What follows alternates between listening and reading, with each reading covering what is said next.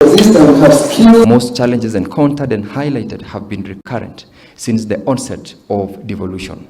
I would like to point out a few issues that I believe require some emphasis going forward. The first one is the matter on the transfer of functions and resources allocation towards devolved functions to county governments.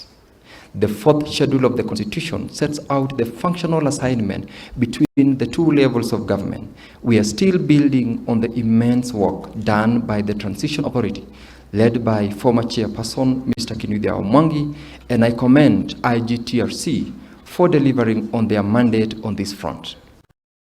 However, some of the devolved functions under the fourth schedule are still heavily funded by the national level, among them agriculture, health, and water.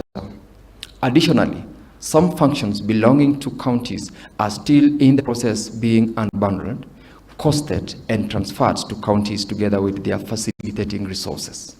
The Senate Committee on Devolution and Intergovernmental Relations, working with IGRTC to ensure functions are conclusively transferred and adequately resourced.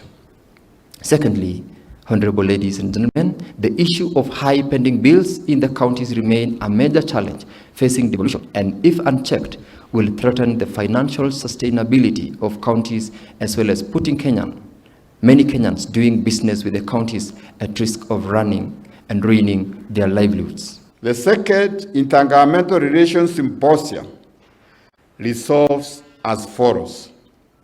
1.